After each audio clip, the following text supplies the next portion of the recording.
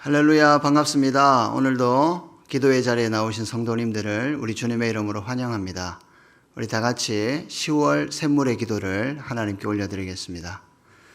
마음무와 샘물의 기도를 하나님께 드립니다. 먼저 주님의 은혜를 구합니다.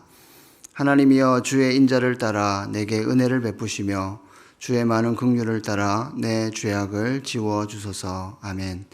하나님 아버지, 오늘도 주님의 인자와 긍휼을 구합니다. 날마다 우리에게 풍성한 은혜를 베푸시며 우리의 죄악을 용서하여 주옵소서. 교회와 예배를 위해 기도합니다. 이 집은 살아계신 하나님의 교회요 진리의 기둥과 터니라. 아멘. 하나님, 우리 샘물교회가 믿음의 반석 위에 굳건한 교회 되게 하옵소서. 살아계신 하나님의 역사가 날마다 경험되게 하시고 말씀과 예배, 교제와 나눔, 섬김과 봉사, 선교와 전도가 가득한 교회 되게 하옵소서.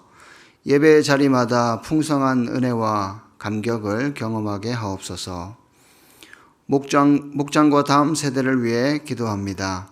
내가 이것으로 형제를 깨우치면 그리스도 예수의 좋은 일꾼이 되어 믿음의 말씀과 내가 따르는 좋은 교훈으로 양육을 받으리라. 아멘. 하나님, 샘물의 목장과 다음 세대를 지켜 주옵소서. 목자들에게는 지혜와 능력을 더해 주시고 목원들에게는 아름다운 마음을 더해 주소서. 그리스도 예수의 좋은 일꾼이 넘쳐나게 하시고 믿음의 말씀과 좋은 교훈으로 다음 세대를 양육하게 하소서. 선교와 전도를 위해 기도합니다. 내가 복음을 위하여 모든 것을 행함은 복음에 참여하고자 함이라. 아멘. 하나님, 우리 안에 구원의 기쁨과 감격이 넘치게 하시고 자원하는 심령을 주옵소서. 한 영혼을 향한 갈급한 마음을 주시고 우리의 입술을 통해 날마다 복음이 증거되게 하소서. 세계 각지에서 복음을 증거하는 선교사님들을 지켜주시고 지치지 않는 체력과 열정과 풍성한 열매를 더해 주옵소서. 나라를 위해 기도합니다. 부와 귀가 주께로 말미암고 또 주는 만물의 주제가 되사 손에 권세와 능력이 있사오니 모든 사람을 크게 하심과 강하게 하심이 주의 손에 있나이다. 아멘. 하나님, 모든 것이 주님의 것입니다. 이 땅 가운데 하나님의 통치하심이 드러나게 하시고 정의와 공의가 바로 세워지는 놀라운 역사를 경험케 하옵소서. 오늘도 샘물 성도의 하루를 지켜주시고 주님의 역사를 경험케 하옵소서. 예수님의 이름으로 기도합니다. 아멘. 오늘 우리에게 주시는 하나님의 말씀은 사무엘하 15장 24절에서 37절 말씀입니다. 제가 봉독하겠습니다. 보라, 사독과 그와 함께한 모든 레위 사람도 하나님의 언약궤를 메어다가 하나님의 궤를 내려놓고 아비아달도 올라와서 모든 백성이 성에서 나오기를 기다리도다. 왕이 사독에게 이르되, 보라, 하나님의 궤를 성읍으로 도로 메어 가라. 만일 내가 여호와 앞에서 은혜를 입으면 도로 나를 인도하사 내게 그 궤와 그 계신 데를 보이시리라. 그러나 그가 이와 같이 말씀하시기를 내가 너를 기뻐하지 아니한다 하시면 종이 여기 있사오니 선히 여기시는 대로 내게 행하시옵소서 하리라. 왕이 또 제사장 사독에게 이르되 내가 선견자가 아니냐. 너는 너희의 두 아들 곧 내 아들 아히마스와 아비아달의 아들 요나단을 데리고 평안히 성읍으로 돌아가라. 너희에게서 내게 알리는 소식이 올 때까지 내가 광야 나루터에서 기다리리라 하니라. 사독과 아비아달이 하나님의 궤를 예루살렘으로 도로 메어다 놓고 거기 머물러 있으니라. 다윗이 감난산 길로 올라갈 때에 그의 머리를 그가 가리고 맨발로 울며 가고 그와 함께 가는 모든 백성들도 각각 자기의 머리를 가리고 울며 올라가니라. 어떤 사람이 다윗에게 알리되 압살롬과 함께 모반한 자들 가운데 아히도벨이 있나이다 하니 다윗이 이르되 여호와여 원하옵건대 아히도벨의 모략을 어리석게 하옵소서 하니라.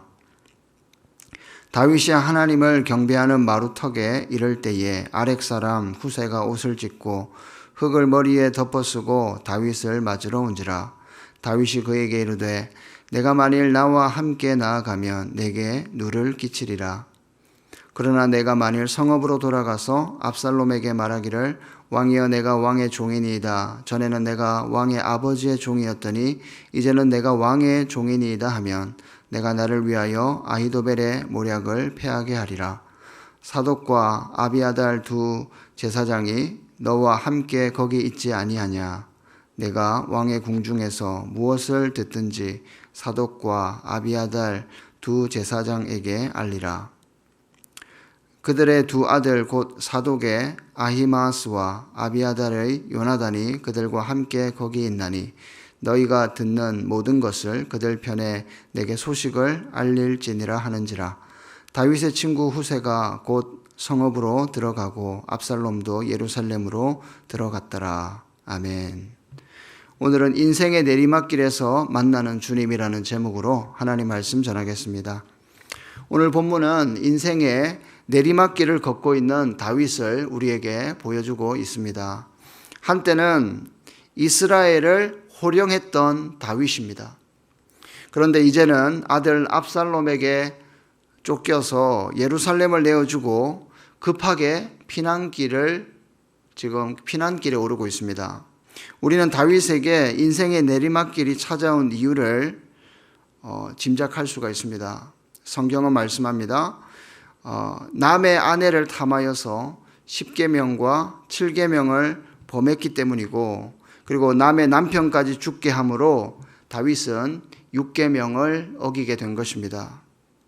칭찬할 것이 참 많은 사람이었지만 아무리 다윗이라고 해도 죄의 대가는 이처럼 참혹하고 무섭습니다. 30절에서 감난산 길로 올라가는 다윗의 모습을 보십시오. 얼마나 비참하고 가련한지 모릅니다. 머리를 가리고 울면서 맨발로 걸어가고 있습니다. 그와 함께 가던 백성들도 자신의 머리를 가리고 울며 올라가고 있습니다. 이 모습을 보면 다윗의 일생에 가장 심한 굴욕을 당하는 장면이 아닐까 생각이 들 정도입니다. 사울에게 쫓기는 동안에도 이렇게 비참하지는 않았습니다. 왕으로서의 체면도 꺾여버렸습니다. 아버지로서의 권위도 상실되었습니다. 그런데 이것이 다가 아닙니다. 31절을 보니까 다윗이 세운 사람 아히도벨이라고 하는 사람이 있는데 그가 배신을 한 것입니다. 다윗을 등지고 압살롬 편에 섰다는 소식을 듣게 됩니다. 아히도벨은 국가의 중체대한 일들부터 일반에게 공개할 수 없는 비밀까지도 왕과 논의했던 신임과 총애를 받던 자였습니다. 그런 자가 다윗을 버리고 압살롬 편에 섰으니 다윗의 상황이 더 심각해진 것입니다. 다윗의 상황을 보면 정말 인생의 내리막길이라는 표현이 딱 맞는 것 같습니다. 그런데 여러분, 우리도 이런 인생의 내리막길을 걸을 때가 있지 않습니까? 다윗처럼 무너짐의 시작이 죄의 문제일 수도 있겠지만 다 그런 것 같지는 않습니다. 때로는 타인의 잘못 때문에 내 인생이 무너지기도 하고요. 아니면 가정에 찾아온 경제적 어려움이나 건강의 문제나 관계의 어려움 때문에 우리는 이런 인생의 내리막길을 경험하기도 합니다. 개인적으로 보면 관계의 어려움이나 건강의 어려움보다 경제적인 어려움 때문에 고생했던 경험이 있습니다. 결혼을 하고 두 아이를 낳고 파트 전도사로 사역을 하고 있었을 때였는데 가족들의 생계를 위해서 어쩔 수 없이 일을 하게 되었습니다. 새벽 4시에 일어나서 일터에 도착해서 오전 9시까지 힘든 노동을 했습니다. 그리고 집에 가서 잠깐 쉬다가 점심을 먹고 오후 2시부터 밤 10시까지 학생들을 가르치는 일을 했습니다. 그것도 토요일까지.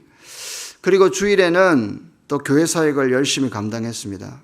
이런 생활을 6개월 정도 했는데 나중에는 수면이 부족하고 체력이 고갈되면서 쓰러질 것 같았습니다. 그리 긴 시간은 아닐 수도 있겠지만 개인적으로 인생의 내리막을 경험했던 그런 시간이었습니다. 제가 이런 극한의 어려움을 이겨내고 헤쳐나올 수 있었던 것은 하나님의 살아계신 것과 나를 일으켜 세우실 것이라는 그 소망 때문이었습니다. 하나님의 약속이 신실하다는 것을 믿고 기도할 때에 하나님은 사람을 보내주십니다. 문제는 내가 아무리 실수하고 내가 아무리 범죄했다 할지라도, 지금 내 상황이 캄캄하다 할지라도 하나님께서 언약의 백성을 기억하고 계시다는 것, 그리고 언젠가 저와 여러분을 일으키실 것이라는 희망과 소망을 품는 것이 필요한 것입니다. 오늘 본문의 다윗을 한번 보십시오. 다윗은 도망자 신세가 되었지만 하나님의 약속을 붙잡고 있습니다. 다시 회복해 하실 주님을 신뢰하면서 소망을 품고 있습니다. 25절에서 다윗이 고백합니다. 내가 여호와 앞에서 은혜를 입으면 도로 나를 인도하사.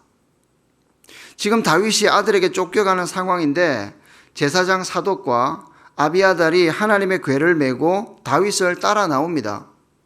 그러나 다윗은 언약궤를 도로 예루살렘 성으로 가져가라 말하고 있습니다. 하나님의 뜻이라면 다시 이 성으로 돌아올 것을 믿었기 때문입니다. 하나님은 정말로 신실하신 분이십니다. 하나님은 약속의 자녀들을 절대로 포기하고 버리시는 분이 아니십니다. 그래서 지금 내 삶이 아무리 내리막길이라 할지라도 우리가 포기하지 말아야 할 이유는 바로 하나님께서 나를 떠나지 않고 나를 버리지 않기 때문입니다. 하나님은 다윗은 내리막길을 걷고 있었지만 이와 같이 하나님을 향한 소망을 품고 있었던 것입니다. 그러면서 그는 어려움을 주님께 내려놓고 기도합니다. 31절에서 아히도벨이 배신하고 압살롬 편에 섰다는 소식을 들었을 때 자신의 속마음을 다 하나님께 이야기합니다. 마치 아이가 부모에게 일러 바치듯이. 뭐라고 기도합니까? 여호와여 원하옵건대 아히도벨의 모략을 어리석게 하옵소서. 시편에서 다윗 자신의 속마음을 하나님께 솔직하게 다 털어놓지 않습니까? 그와 같이 지금 이 순간에도 하나님을 향해 자신의 속마음을 지금 다 쏟아내고 있는 것입니다. 이런 기도가 필요합니다. 하나님은 이런 다윗의 기도에 즉시 응답하십니다. 이렇게 기도한 다음에 32절에서 내용이 어떻게 전개가 되고 있습니까? 다윗이 하나님을 경배하는 마루턱에 이를 때에 아렉 사람 후세가 옷을 찢고 흙을 머리에 덮어쓰고 다윗을 맞으러 온 것입니다. 여기서 마루턱이란 감난산 정상을 말합니다. 그래서 하나님을 경배하는 마루턱이라는 것은 당시에 하나님께 제사와 예배를 드리던 장소를 말하는데 이곳에 다윗이 이제 올라갔을 때에 후세가 다윗을 맞으러 나온 것입니다. 타이밍이 참 절묘합니다. 기도한 뒤에 만난 사람입니다. 하나님의 일하심이었던 것입니다. 37절에서 후세를 다윗의 친구로 소개하고 있죠.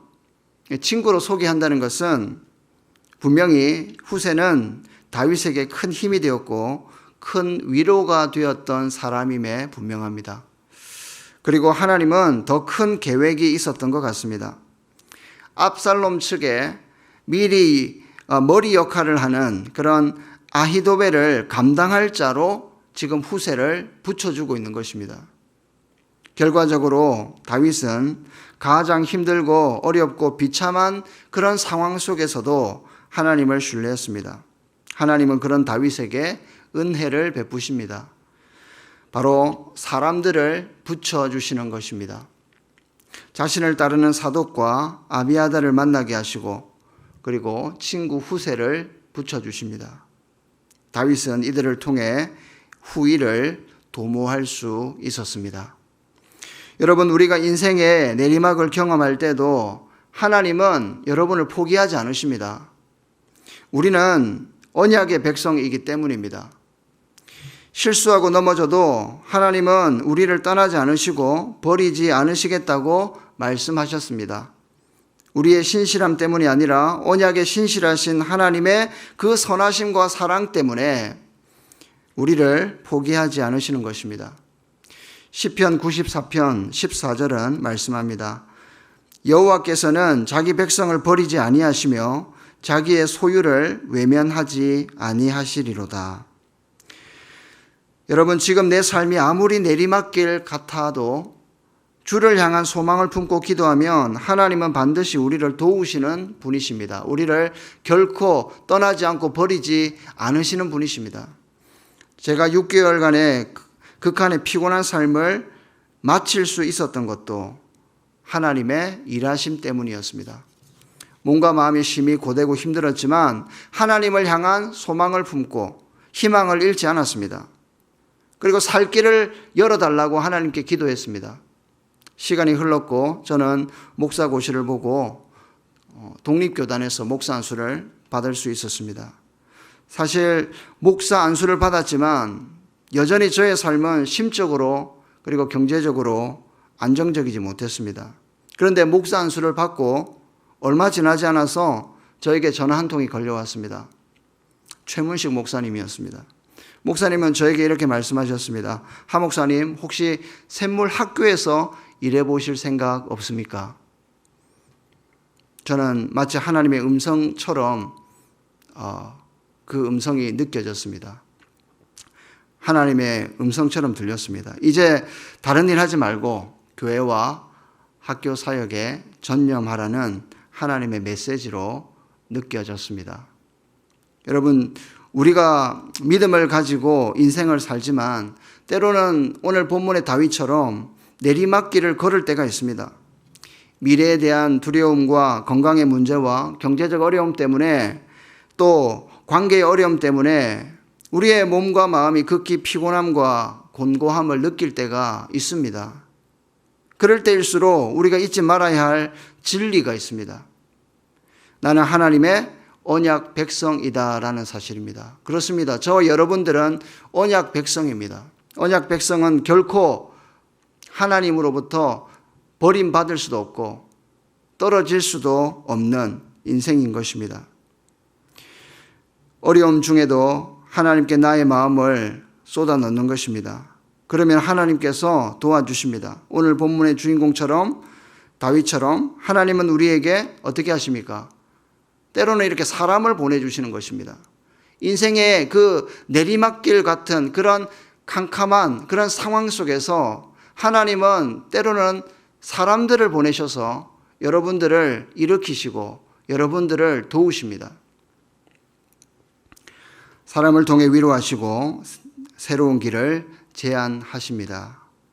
오늘 여러분의 삶 속에도 하나님의 도우심의 손길이 여러분들이 만나는 그 사람을 통해서 경험될 줄로 믿습니다.